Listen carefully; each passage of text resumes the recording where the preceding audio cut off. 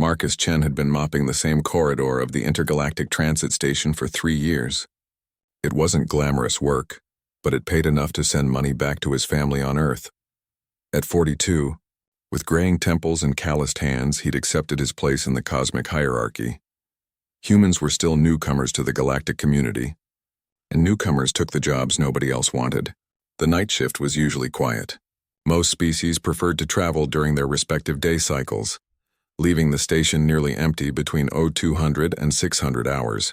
Marcus had just finished scrubbing a particularly stubborn stain left by a Glorvian trader when he heard it. A soft, pained sound echoing from the luxury wing. He shouldn't have been there. The luxury wing was reserved for dignitaries, corporate executives, and royalty.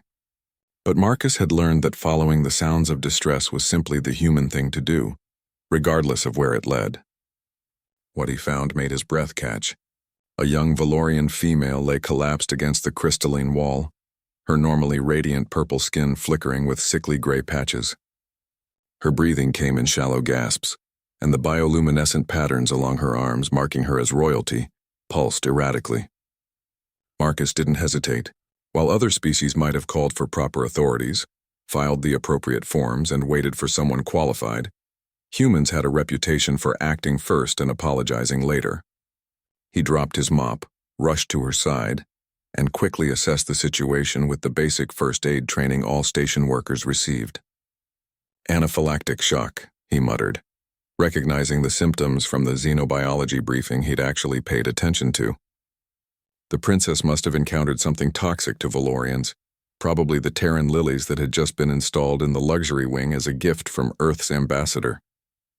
The nearest medical facility was 15 minutes away if he waited for emergency transport. The princess didn't have 15 minutes. The gray patches were spreading and her breathing grew more labored with each passing second. Marcus made a decision that would have terrified most humans. He lifted the princess, who stood nearly 7 feet tall, onto his shoulders in a fireman's carry. Valorians were lighter than they looked, their bones hollow like birds, but she was still heavy enough to make his knees protest. He ran. The station's artificial gravity was calibrated for average galactic citizens, making it 30% heavier than Earth standard. Marcus had spent 3 years building his strength in this environment, and now he pushed every muscle to its limit. His lungs burned, his legs screamed. But he didn't stop. He burst through the doors of the medical bay, startling a Crithian night nurse. "Valorian princess anaphylaxis, probably Terran flowers," he gasped, gently laying her on the nearest bed. The medical team exploded into action. Within seconds they had her stabilized, injecting her with broad-spectrum antihistamines while machines hummed and beeped around her. Marcus stood back, suddenly aware that he was dripping sweat onto the pristine medical bay floor. A doctor, some species he didn't recognize, turned to him. "You saved her life, human. Another minute and her respiratory system would have collapsed completely. How did you know what to do?" Marcus shrugged, exhausted. Seemed obvious. She needed help. I gave it. The doctor made a sound that might have been laughter or disbelief. Obvious. Yes, that's very human of you. Security arrived shortly after, escorting Marcus away for questioning. He spent the next 2 hours explaining his actions, filling out forms and assuring various officials that he hadn't somehow orchestrated the entire incident. By the time they released him, his shift was over, and he headed home to his cramped studio apartment without bothering to collect his mop. Days passed. Marcus returned to work expecting consequences, maybe a reprimand for being in the luxury wing, or worse, termination. Instead, he found his supervisor waiting with an expression Marcus couldn't quite read. "Chen, you need to come with me, now." Marcus followed, his heart sinking. But instead of heading to the termination office, they walked to the administrative level, a place Marcus had never been in 3 years of employment. They stopped at a door marked Station Director. Inside waited a delegation of Valorians, their purple skin gleaming with health and their royal patterns blazing with significance. In the center sat the princess he'd saved, now recovered and radiating authority. "Marcus Chen," she said, her voice resonating with harmonics that made the air shimmer. "I am Princess Lyria Venteric of the Valorian sovereignty.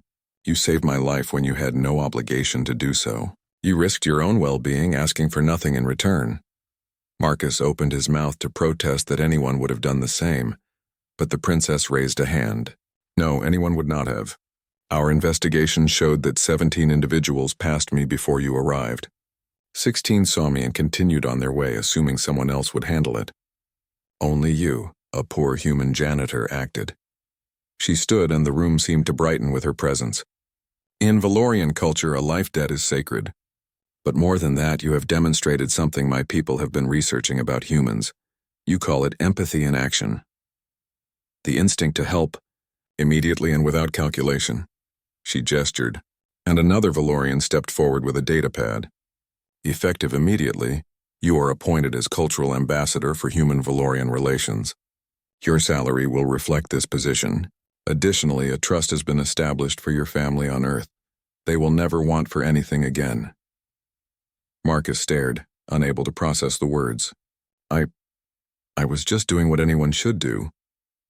Princess Lyria smiled, an expression that didn't quite work with Valorian features but conveyed warmth nonetheless. Exactly. And that, Marcus Chen, is why humanity belongs among the stars. You don't help because you expect reward. You help because you cannot do otherwise. The galaxy needs more of that. As Marcus left the meeting in a daze, his worn janitor's uniform replaced with the formal attire of an ambassador, he couldn't help but think about the thousands of other humans across the galaxy, working thankless jobs, helping where they could, acting when others hesitated. Maybe, he thought, humanity's greatest contribution to the cosmos wouldn't be technology or weapons or wealth. Maybe it would be something simpler, something that had been drilled into him since childhood on a blue planet far away. When someone needs help, you help them. No calculations, no hesitation, just humanity doing what humans do best.